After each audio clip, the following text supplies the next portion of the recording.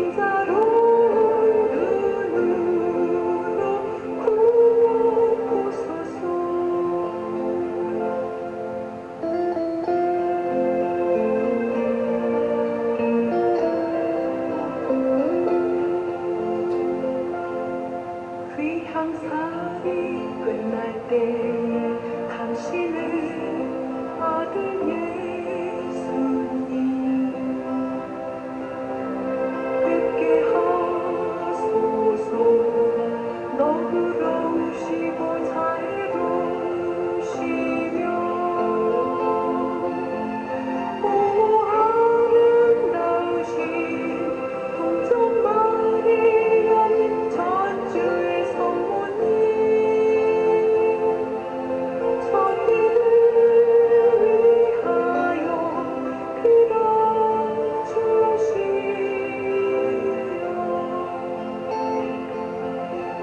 그리스도께서 약속하신 새 영원한 생명을 얻게 하소서. 불쌍한 저희를 인자로운 눈으로 굽어보소서.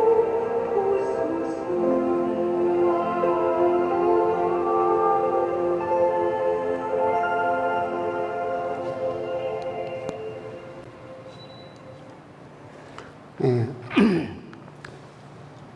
짧지만 감동적이라고 저는 생각하는데, 그 결혼할 때 하얀 그 옷 입고 춤추잖아요. 그러니까 어떻게 보면 꿈과 희망에 이렇게 젖어있던 처녀가, 아가씨가 자기에게 그 앞으로 닥칠, 또 뒤에 보면 이제 아기 예수님을 안고 기뻐하고 그 뒤에 있는 그 죽음까지는 생각을 못 했겠죠. 근데 그런 것들을 볼 수 있고, 그래서 또 어머니들, 여기 계신 어머니들은 또 특히나 이 동영상을 보시면 더 자녀분들이 있으시니까 그런 또 감동을 느끼지 않을까. 이 동영상을 아가씨에게 한번 보내줘 봤는데 별 감흥이 없더라고요. 소리한테 보내줘 봤더니 아직 자식이 없어서 그런지. 하여튼 그래서 한번 보여드리고 싶었고, 지금 이 영화는 구하기가 어려워서 이제 볼 수는 없지만 성모님의 그런 모습을 또 보시는 걸로 또 만족하셨으면 좋겠습니다. 오늘 이제 예수님의 탄생 부분 시작하면서 베들레헴은 여기 동그라미 쳐진 교재에 있는 그 부분입니다. 예루살렘보다도 밑에 있고, 그 호족조사, 여기는 아우구스티노 황제, 로마 황제라고 되어 있었는데 실제로 황제가 호족조사를 하도록 명령한 것은 다른 황제라는 여러 가지 이야기도 있지만 그냥 그건 중요한 문제는 아니니까 로마에서 호족조사를 명령을 해서 자기 고향으로 되돌아가게 되죠. 나자렛에서. 이 베들레헴은 여러분도 아시는 다윗의 고향이죠.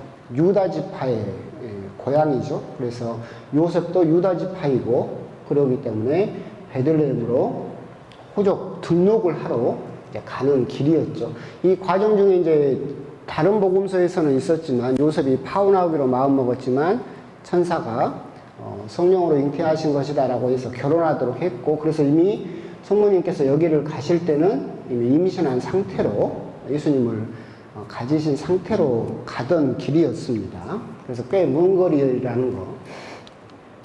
이제 성모님이 이제 가시다가 베들레헴에 도착했을 때 여기 복음에 나오는 것처럼 이제 자리가 없었어요. 그래서 복음에서도 여기는 이제 여관에는 그들이 들어갈 자리가 없었다 그렇게 되어 있고 구유에 누웠다라고 되어 있는데, 예수님께서 태어나신 우리가 생각할 때 구유는 대부분 동굴이라고 보통은 생각을 합니다.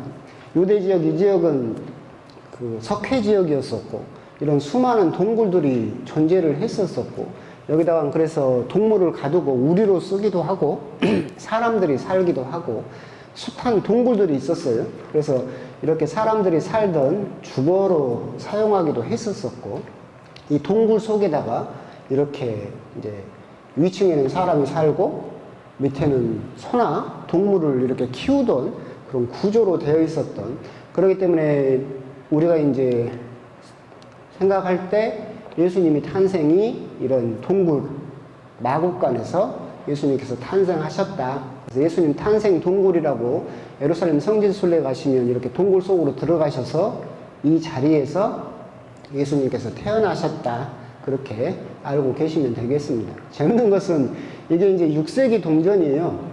그러니까 우리도 비슷하죠. 베들레헴 성지순례 기념품. 6세기경에 있었던. 그래서 이 동전을 성지 흙을 섞어가지고 동전을 만들었는데 이런 모양으로 이제 되어 있었다.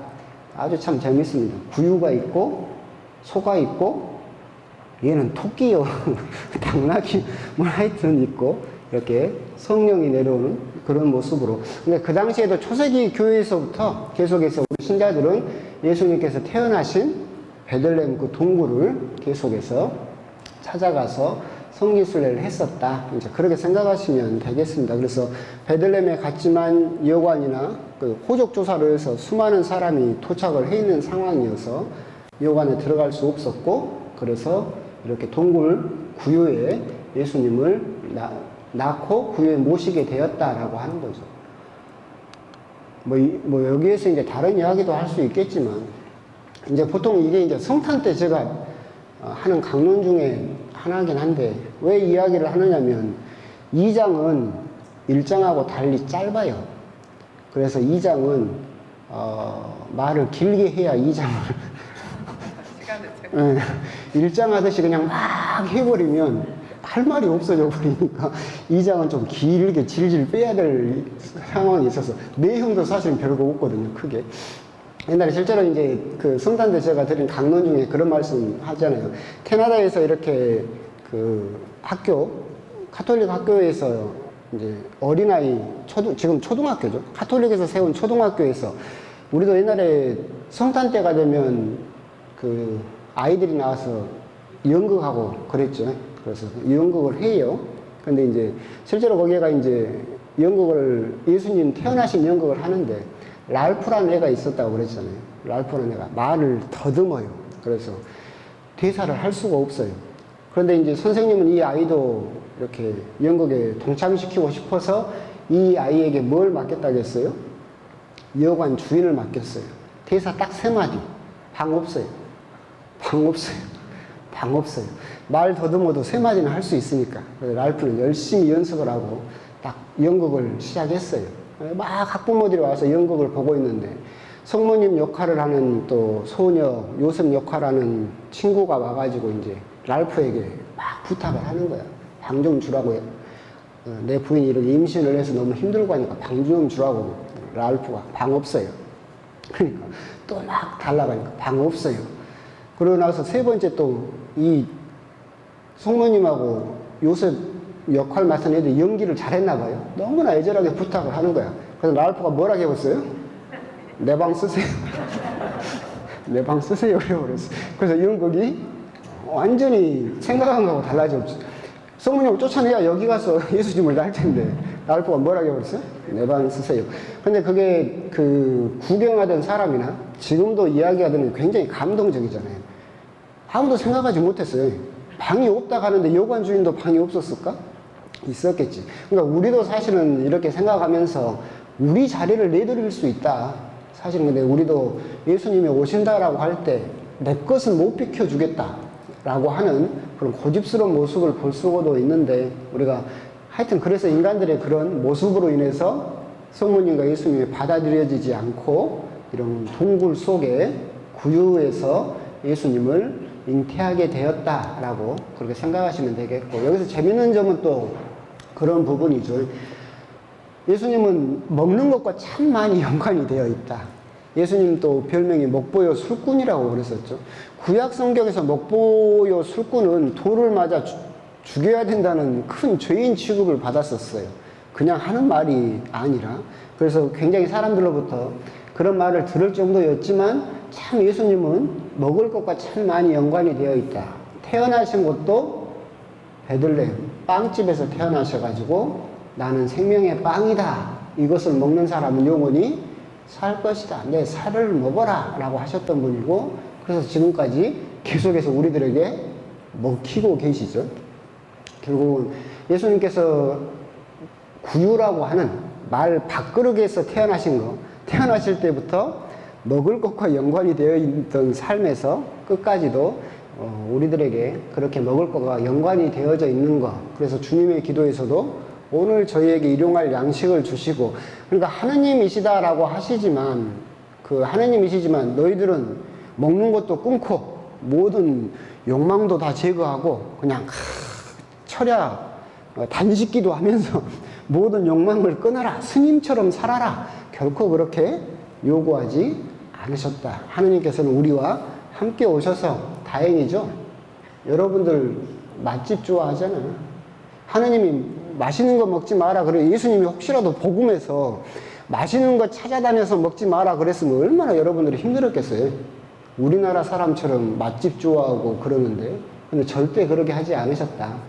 그래서 이게 이제 프라도 사조의 표시인데 이게 딱 표현된 게 이것은 말 밥그릇 구유 표시고 십자가 표시고 이건 감실 표시거든요. 그래서 지금 프라도 사제회라고 하는 데서도 예수님이 이렇게 우리들에게 밥으로 오셨다라고 하는 거 그런 부분에 대해서 계속해서 강조를 하고 있고 우리 역시도 예수님께서 우리들에게 먹히러 오셨다라고 하는 부분은 우리가 계속해서 묵상할 필요가 있겠다라고 하는 겁니다. 이 부분에서도 옛날에 제가 미사 부분 하면서 그 교환의 제사라고 제가 계속해서 말씀드린 그 부분이죠.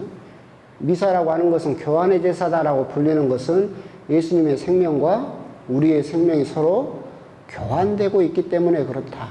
우리의 시간이라는 생명이 미사 때 예수님에게 가고 그 빈자리를 예수님이 나는 생명의 빵이다. 나는 밥이다. 라고 해서 예수님의 생명이 우리들에게 오면서 미사 때 예수님의 생명과 우리들의 생명이 서로 교환되고 있는 것이고 그렇기 때문에 예수님께서는 말 구유부터 빵집, 생명의 빵, 이를 받아 먹어라.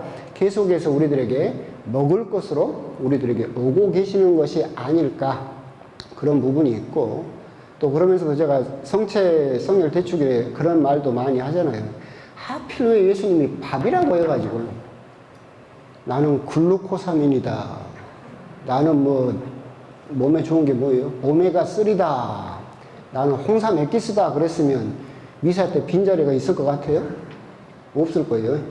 몸에 좋단디. 그것도 성체를 주면 여러분들은 뭐라 그럴 거예요? 좀 큰 것 좀 줘보시라고 그럴 거예요. 성체를 더 큰 거 마셔보려고. 근데 예수님은 왜 우리들에게 밥이다 라고 하셨을까?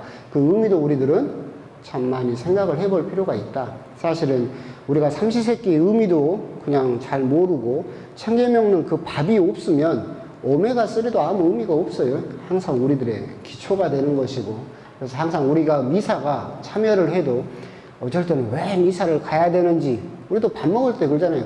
아이고 끼니가 또 돌아왔다 그러잖아요.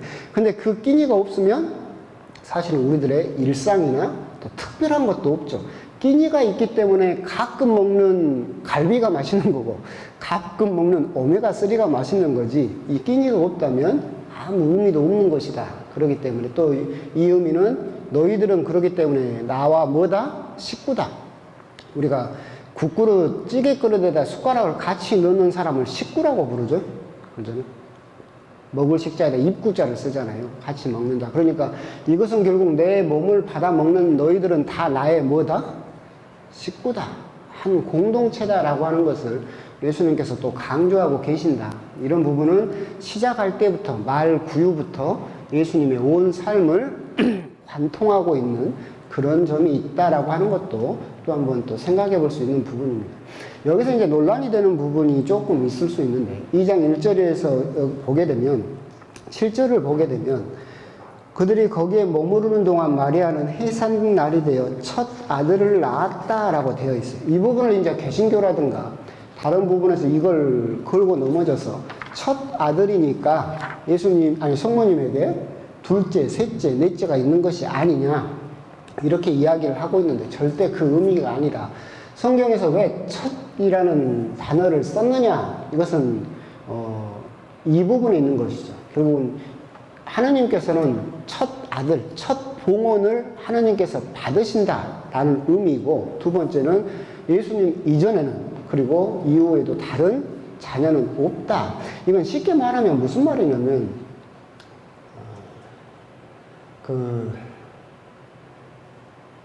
뭐라고 해야 될까? 김동일 요셉 신부는 죽기 전까지 담배를 피지 않았다.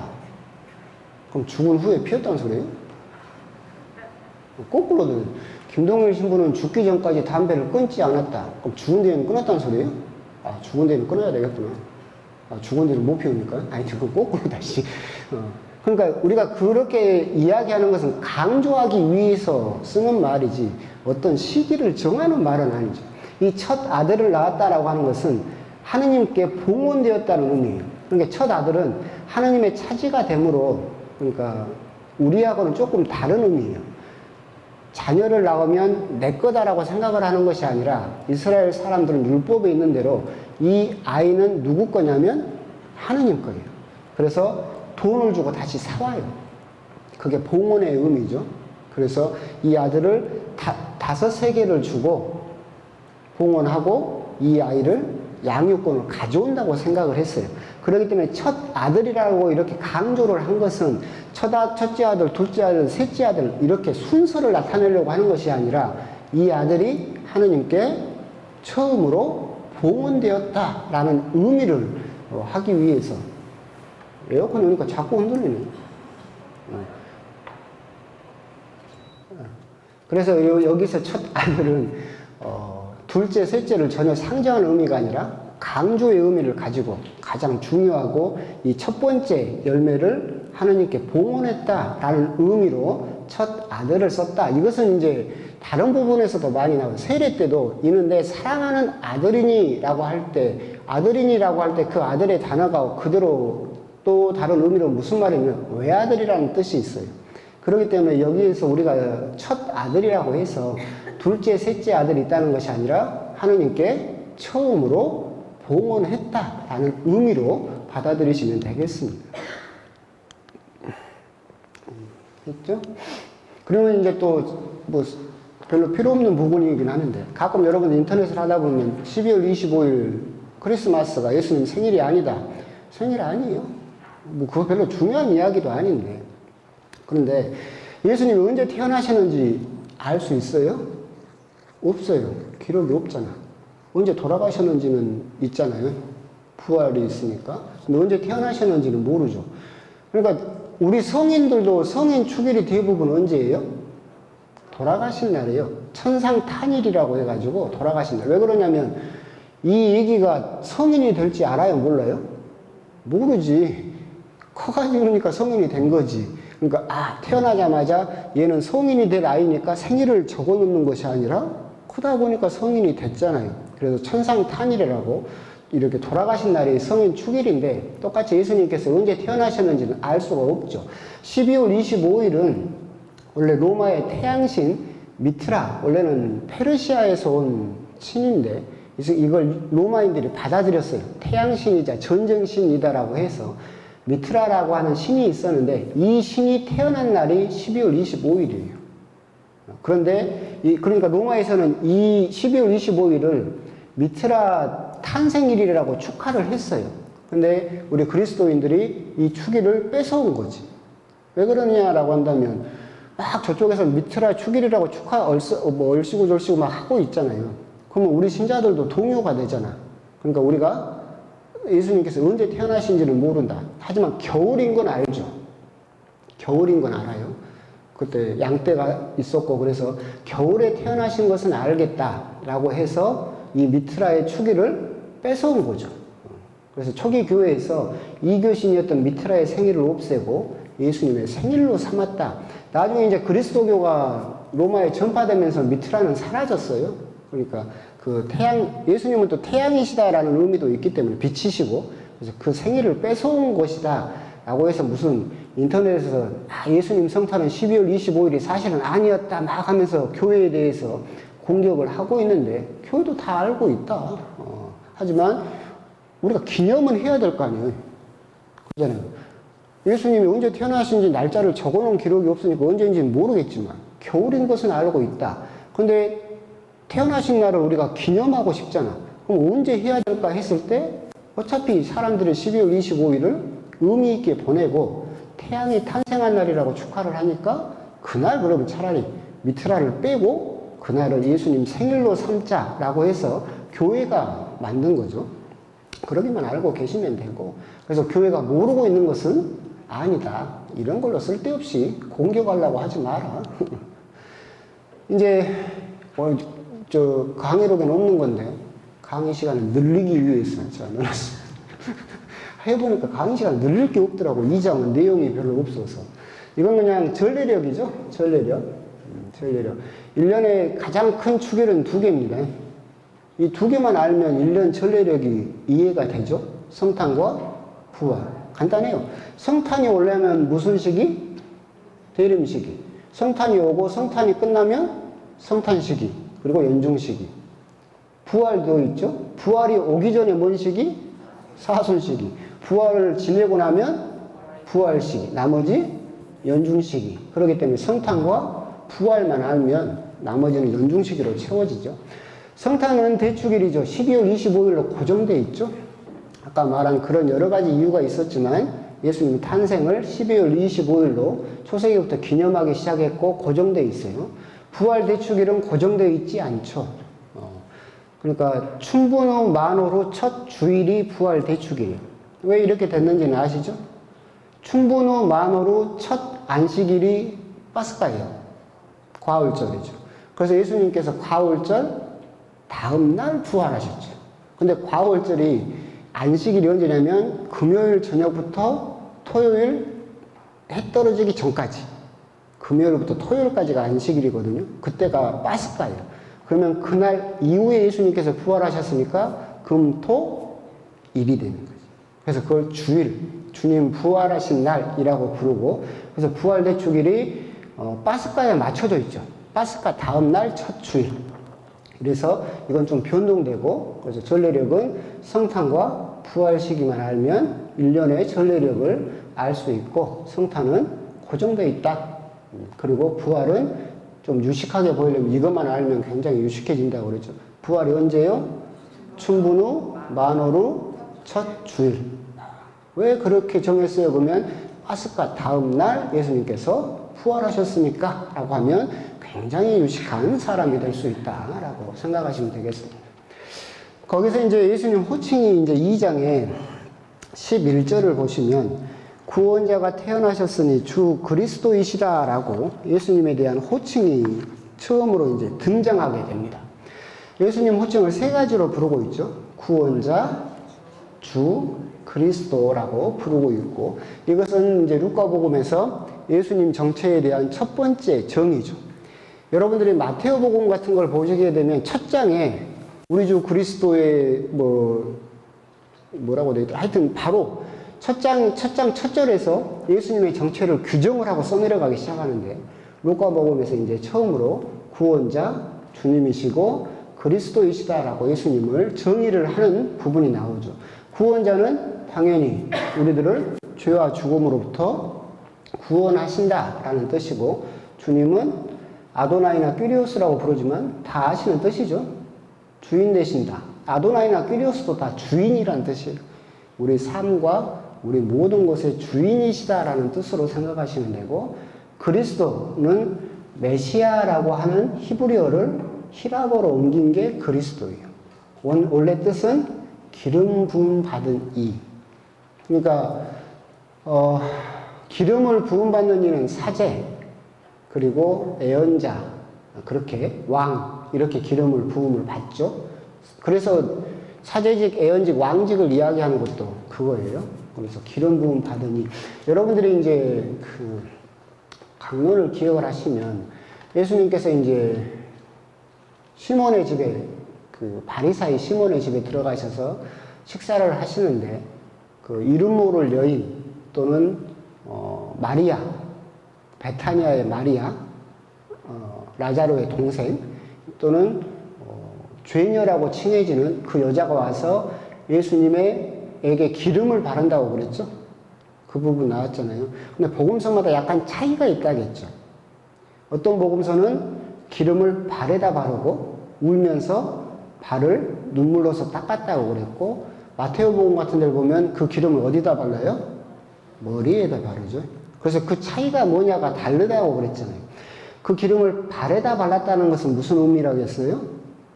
예수님의 죽음을 미리 준비하는 거예요. 발에다 기름을 바르진 않아요. 근데 발에다 기름을 바르는 것은 한 가지 경우밖에 없어요. 시체에다가 바르거든요. 그래서 그 여인이 예수님 발에다 기름을 발랐다라고 하는 것은 예수님의 죽음을 미리 혼자서 준비하고 있다는 의미다. 그런데 다른 복음서를 보게 되면 예수님의 머리에 기름을 발랐다라고 하는 것은 뭐예요? 이분이 그리스도라고 하시는 것을 세상에 드러냈다라는 겁니다. 다른 사람들은 그것을 잘 모르고, 제자들도 예루살렘에만 올라가면 호시탐탐 오른쪽 왼쪽에 누가 하냐로 싸우고 있을 때 이 죄 많은 여인이라고 칭해졌던 이 여인만 예수님 머리에 기름을 부음으로써 이분이 그리스도이시고 사제이시며 왕이신 분이시다라고 하는 것을 세상에 드러내준다. 이제 그래서 그리스도의 원래 뜻이 기름 부음 받으니 그렇게. 그래서 루카복음에서도 이 세 가지 단어로 예수님을 드러내고 있습니다. 여기 있는 그림은 여러분들이 차에다가 숱하게 붙이고 다니는 그 그림이죠. 뭔 그림이에요? 물고기 그림. 이게 뭔 뜻인지는 알고 붙이셨어요? 강의록을 보시면 그리스어예요. 보면 그러면 IX 번데기 Y 이자인가? 이렇게 되잖아요. 이것을 읽으면 익두스라고 읽어요. 익두스. 근데 이거 왜 차에다 붙이고 다니냐면 옛날에 우리 박해 시대 때 송호경을 구워도 잡혀가고 내가 그리스도교 신자라는 게 드러나면 잡혀가요. 근데 이 물고기가 그리스어로 익두스예요. 근데 이 익두스가 그래서 이제 우리 신자들이 예수, 그리스도, 테오스, 하느님, 휘오스, 아들, 소테르, 구원자 이 뜻이거든요. 물고기는 익두스인데 이 단어 하나하나마다 의미를 붙인 거예요. 이게 암호예요. 그래서 저 사람이 신자인가 아닌가 긴가민가 하면 땅에다가 이렇게 물고기를 그려봐. 그럼 이 사람이 알아먹어. 그럼 이 사람은 뭐예요? 신자지. 근데 저쪽에다 대놓고 이렇게 물고기를 그리는데 몰라. 그러면 들키면 안 돼. 암호로 쓰였어요. 내가 그리스도교 신자라는 것을. 그래서 이것을 익두스라고 읽는다. 예수, 그리스도, 테오스, 휘오스, 소테르. 예수 그리스도, 하느님의 아들, 구원자. 이게 초세기에 남아있는 까따콤바라든가 그런 데 남아있는 표시들이에요. 그러니까 초세기 교회부터 쓰였어요. 교회 물고기 그려가지고 이 물고기입니다. 그러니까 물고기 익두스입니다 라고 하는데 이걸 이렇게 풀어서 뜻을 부여했어요. 그래서 초기 그리스도교 신자들이 쓰던 암호면서 신앙 고백이기도 하죠. 예수님은 그리스도이시고 하느님의 아들이시고 구원자이십니다 라는 뜻으로 이렇게 쓰였었죠. 신앙 고백으로도. 그리고 또 많이 쓰였던 게 이거죠. 뭐라고 읽어요? 자신있게 읽어봐요. 뭐라고 읽어요? PX. 군대에 있는 PX. 그렇게 읽으면 무식하다고 그래요. 이거예요, 이거. 우리는 P라고 생각하는데 이거 르거든요. 그리스어로. 그래서 크리스토스. 그러니까 우리가 성탄을 엑스마스라고 부르잖아요. 이거예요.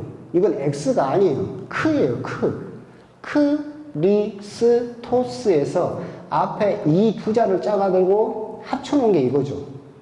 그러니까 마치 영어로 보면 뭐처럼 보여요? PX. 군대 PX처럼 보이는데 이것을 PX라고 읽으면 안 되고 그럼 이걸 뭐라고 읽어야 됩니까? 그러면 그리스도스라고 읽으면 돼요. 그리스도스. 그래서 그리스도의 앞자 두 자를 이것도 암호처럼 쓰였죠. 그래서 교회에서 박해 시대 때 내가 예수님을 믿고 하느님을 믿는 그리스도교 신자다라고 하는 암호로서 쓰였고 그런데 지금은 무슨 뜻인지도 모르고 차에다가 붙이고 다닌다. 하지만 그 뜻은 조금 알았으면 좋겠고 이것은 루카복음 방금 보셨던 것처럼 이런 고백들이 들어있는 초세기 교회의 고백이다 라고 생각하시면 되겠습니다. 그러면서 40분 됐네. 이제부터 막 빨리 나가도 되겠습니다. 천사들이 나타나서 지극히 높은 곳에서는 하느님께 영광, 땅에서는 그분 마음에 드는 사람들에게 평화라고 그렇게 천사들이 하느님을 이제 찬미를 목자들 앞에서 하게 되면서 예수님의 탄생을 알리죠. 그것은 간단하게 이렇게 대비되는 구도로 되어 있습니다. 높은 곳에는, 지극히 높은 곳에는 하느님께 영광, 땅에서는 그분을 사랑하는 사람들에게 평화. 하늘과 땅, 하느님과 사람들, 영광과 평화. 이 모든 연결이 누구로 인해서 가능해졌다? 예수님. 하늘과 땅이 연결되는 것도, 하느님과 사람이 연결되는 것도, 영광이 사람들에게 평화로 다가오는 것도 이제 예수님이 탄생하심으로써 이 모든 일이 가능하게 되었다라고 천사들이 목자들에게 알리고 있는 거죠. 그러니까 예수님은 태어날 곳도 없어가지고 마을 구유에 태어나시고, 그 당시에 제일 가난하고 사람들로부터 외면받던 목자한테 당신 탄생을 알리시는 모습을 보여주고 있죠. 그러다가 뭐 왕에게라도 들키면 큰일 나니까 그랬을 수도 있겠죠. 하여튼 이 시작전부터도 가난한 사람들에게서 예수님이 시작하고 계신다라고 하는 것을 여실히 보여주고 있는 대목입니다. 이제 여기에서 이제 우리가 또 생각해 볼 필요가 있는 게, 그래서 목자들이 예수님을 찾아와서 뵙고, 그래서 예수님께 경배를 드리고, 천사들이 자기에게 전했던 말을 목자들이 성모님에게 들려주죠. 여기서 이제 제가 누누이 말씀드렸던 것인데, 그때 성모님의 반응이 뭐였어요? 마음속에 간직하고 곰곰이 되새겼다. 누가복음에서 일관되게 성모님의 반응은 이렇게 나와요. 항상 그걸 널리 떠든다거나 누구에게 알린다거나 그렇게 하지 않고, 어떤 것이 전해지면 항상 성모님의 반응은 간직하고 곰곰이 되새겼다. 가브리엘 천사가 예수님 탄생을 예고할 때 이것이 무슨 뜻인가 하고 곰곰이 되새겼죠. 목자들 이야기를 듣고도 간직하고 되새겼고, 조금 지나면 2장 막바지에 소년 예수를 성전에서 발견하고, 제가 아버지의 집에 있어야 될 줄을 모르셨단 말입니까? 라고 했을 때 여러분 같으면 뭐라고 하겠어요? 3일 만에 자식을 찾았는데 이놈의 새끼가 아직도 했겠지? 근데 성모님 반응은 뭐였어요? 마음속에 간직하고 곰곰이 되새겼다. 이 부분이 누가복음에서 계속해서 가르치는 성모님의 신심이죠. 하느님으로부터, 또는 내가 낳긴 했지만 이 성령으로 태어났고 하느님의 아들이고 그리스도라는 것을 성모님은 이미 믿고 있었기 때문에 이미 마음속에 간직하고, 이 말이 무슨 뜻인가? 항상 곰곰이 되새겼다라고 하는 거죠. 이것은 이제 루카복음에서도 이야기하는 것처럼 교회 그리고 신자들에게 사실은 요청되는 태도이기도 하다. 우리가 성모님에 대해서 그분의 신심이라든가 삶에 대해서 본받자, 성모님의 믿음에 대해서 본받자 말을 하고는 있지만, 사실 여러분들이 성모님에게 대해서 본받을 것이 뭡니까? 라고 물어보면 막연할걸요? 성모님에 대해서 뭘 본받을 거예요? 흔들리지 않는 믿음? 이렇게 이야기를 하는데, 루카복음에서는 첫 번째 우리들에게 내주고 있는 요청되는 태도는 마음속에 간직하고 곰곰이 되새겼다. 하느님께서 어떤 것을 우리들에게 주시고 어떤 말씀을 건네시면 우리들은 막 알리기 바쁘죠. 나한테 이런 일이 있었어. 막 조금만 일만 있어도 푹 하잖아요. 근데 그러지 마라. 성모님을 본받는 사람이라면 그것이 무슨 뜻인지 간직하고 다시 한번 생각하고 묵상을 해야 된다라고 하는 거죠. 이것은 계속해서 나오는 부분입니다. 씨 뿌리는 사람들의 비유에서도 바르고 착한 마음으로 말씀을 듣고 간직해라. 그래서 인내로서 열매를 맺는 사람들이 좋은 땅에 떨어진 씨앗이, 미랄이다, 씨앗이다라고 이야기를 하고 있고, 마르타와 마리아 이야기에서도 여러분들 다 아는 것처럼 말씀을 듣고 간직하던 마리아가 좋은 몫을 택했다고 칭찬을 받는다라고 하는 것이고, 결국은 예수님의 말씀을 귀담아 듣고 간직한다는 것은 성모님이 보여주셨던 그 마음을 간직한다는 거죠. 말씀을 듣고 그 뜻이 무슨 말씀인지 곰곰이 되새기고 마음속에 간직하는 거. 이것을 성모님께서 우리들에게 가르쳐 주시는 당신의 첫 번째 덕이다. 그 신앙인의 모습이다라고 하는 거. 이건 사실은 좀 생각해 볼 필요가 있어요. 저도 이제 옛날에도 몇 번 말씀드렸는데, 제가 지금은 잘 안 하지만 신자분들에게 하는 농담 중에, 신자분들이 하는 말 중에서 제가 제일 무서워하는 말이 있다. 뭔 말인지 아십니까? 생각코 하는 말이 제일 무섭다. 여러분들은 막 그러잖아요. 내가 신부님 생각코 한다고 막 그러잖아요. 그러면서 나를 생각해서 나한테 말해야 될 거 아니야. 나를 생각코 누구한테 말해요? 옆 사람한테 말해요. 그래갖고 나는 맨 나중에 들어. 그래갖고 왜 그런 말을 하고 다니요? 하고 본인한테 물어보면 그 본인은 뭐라고 해요? 생각코 그랬다. 옛날에 한번 말씀드렸잖아. 그 운암동에 있을 때 그 제가 서품 받을 때 제 옷을 입혀준 김민수 신부님이 계셨어요.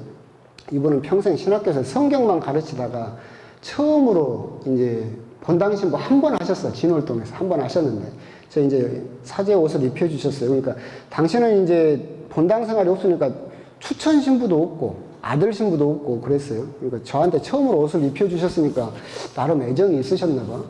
근데 하루는 저 운암동에 있는데 김동일 신부가 전화를 하셨어요. 그래서 예, 밥 한 끼 먹세요. 그래서 예, 무슨 일이십니까? 그러니까 아니, 밥 한 끼 먹자고. 그래서 진월동까지 가서 밥을 먹었어요. 둘이 밥을 먹는데 쭈뼛쭈뼛 하시네. 뭐 말을 하고 싶은데 무슨 일이신데 그러세요? 그랬더니 운암동 신자가 나를 찾아와서 자네에 대해서 이야기를 하더라고. 그러면서 무슨 이야기요? 그랬더니 자네가 밤이면 밤마다 아가씨하고 팔짱을 끼고 돌아다닌다고 그러는데 내가 걱정이 돼서 그러네. 그러시면 제가 뭐 밤이면 밤마다 아가씨를 끼고 팔짱을 끼고 돌아다녀? 하고 이야기를 곰곰이 들어보니까 운암동에서는 주일날, 일요일날 저녁이 청년미사예요. 청년미사면 애들이, 그때는 청년들이 굉장히 많았어요. 마당에서 집에 안 가고 버티고 있어. 나 나오라고, 술 사주라고. 내가 나갈 때까지 집에 안 가고 저기서 버티고 있으면, 알았다. 그때 뭐 보자가 돈도 없는데, 그럼 나가. 그럼 애들은 물주 만났지. 물주를 만나니까 도망 못 가게 양쪽에 팔짱을 끼고 단골 호프집이 있었어. 거기까지 끌려가는 거야, 이제. 근데 그 광경을 운암동 신자가 봤나 봐. 봤겠지? 그래가지고 팔짱도 남자가 낄 때도 있고 여자가 낄 때도 있어. 나는 물주로 끌려가는 입장이 뭔. 그랬는데 그걸 보고 뽀로로 김윤수 신부님을 쫓아가서 말을 한 거야. 그래가지고는. 그것도 근데 평생 신학교에서 성경만 가르치던 신부님이니까 또 얼마나 걱정이 되겠어요. 본당 사정에 대해서 그런 거 잘 모르니까. 당신은 보좌 신부 생활도 안 해봤으니까. 그러시더라고요. 자초지종을 이야기를 했어요. 걱정하지 않으셔도 된다고 하고 나서 그때 제가 운암동 신자들한테 했던 말이 그거예요. 내가 제일 무서워하는 말이 있다. 뭔지 아세요? 생각화하는 말이다. 생각을 했으면 나한테 이야기를 해라. 왜 순진한 김민수 신부님을 찾아가가지고 그 양반을 걱정되게 해요. 막 이제 뭐라 한 적이 있었는데. 사제가 됐든 수녀가 됐든 신자들 사이에 무슨 일이 있든 제발 마음속에 간직하고 곰곰이 되새긴 뒤에도 안 되겠으면 말을 하는 건 상관이 없겠지. 근데 간직도 안 하고 되새기지도 않고 손은 그래도 되새김질이라도 하는데 우리들 말을 들으면 되새김질을 안 하고 일이 들어오면 어디로 바로 나가요? 요리 바로 나가는 거예요. 이건 좀 우리들이 조금 경계할 필요가 있다. 그래서 그 부분은 우리가 생각할 필요가 있습니다. 그 다음에 이제 정결례 부분이 나오는데, 이제 예수님을 낳고 여들에 8일 만에 이제 성전에 올라가셔서 예수님을 봉헌합니다. 할례와 장령 뭐 그 부분이고, 여드레가 차서 할례를 베풀고, 그리고 천사가 알려준 예수라는 이름을 짓게 되고 성전에 봉헌하게 되죠. 이건 모세 율법에 충실한 요셉과 마리아를 강조하기 위해서, 그리고 예수님 역시도 할례를 받으셨던 분이고 율법을 충실하게 지키던 부모님 밑에서 율법을 지키면서 성장했다라고 하는 것을 강조하고 있는 거예요. 왜 그러냐면 여러분들이 뒷부분에 가시면 아시는 것처럼 예수님께서 자꾸 율법에 대해서 이렇게 이야기를 하시니까 내가 율법을 폐지하러 온 줄로 아느냐? 나는 율법을 완성하러 왔다라고 하신 말씀도 사람들이 보기에는 예수님이 자꾸 율법을 파기하는 것처럼 보이잖아요. 그렇기 때문에 앞부분에서부터 강조를 하고, 이분은 어려서부터 율법을 철저하게 정해진 대로 지키셨고 그렇게 하셨던 분이다라고 하는 것을 강조하고 있는 거죠. 레위기에 있는 것처럼 사내 아이를 낳을 경우 8일째 되는 날 할례를 베풀고 속죄의식 그리고 제물을 바쳐야 된다라는 정결례를 바쳐야 된다라는 율법을 부모님도 철저히 지키시고, 그 후로도 예수님도 나중에 이제 이 바로 뒷부분에 나오는데 축제 때마다 파스카 때마다 예루살렘에 올라가서 그 전례를 그 율법을 지키셨다라고 하는 부분이 강조되고 있는 부분, 그 부분도 그런 관점에서 이해를 하시면 되겠고, 율법을 충실하게 지키고 계시는 요셉과 마리아를 특별히 강조하고 있다. 8일째 만에 받은 거, 그것만 생각하시면 되겠고, 이 부분에서 이제 우리가 생각할 수 있는 부분이 구약의 할례와 신약의 세례가 이제 대립되고 있다라는 부분은 사실은 둘 다 죄와 육적인 생활을 끊어버림을 상징하는 면에서는 같아요.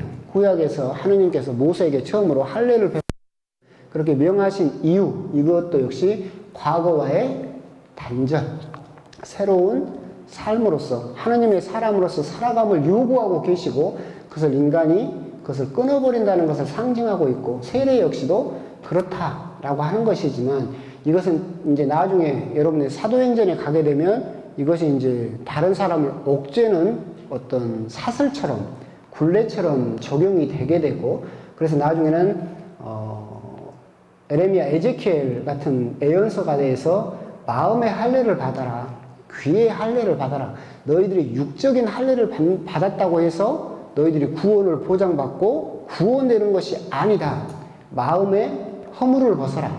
귀에 닫힌 껍질을 벗어라라는 귀의 할례를 강조하는 부분이 있는데 이 할례가 이제 신약에서는 세례로 등장을 하게 되고 이 세례는 새로운 이스라엘 그리고 사도 바울의 말씀처럼 성령으로 마음에 받는 할례가 참된 할례이다 라고 하는 것이고 이 할례는 나중에 사도행전에 나온 것처럼 계속해서 그리스도교 신자들, 초세기 신자들에게 계속해서 압박으로 들어오게 되지만 이 할례가 결코 구원의 이제는 표징이 되지 않고 예수님께서는 그렇기 때문에 구약의 할례를 폐지하고 그래서 이제 새로운 백성에게는 새로운 법을 요구하게 되는데 할례에 해당하는 것이 이제는 우리들에게 세례다라고 그렇게 생각을 하시면 되겠습니다.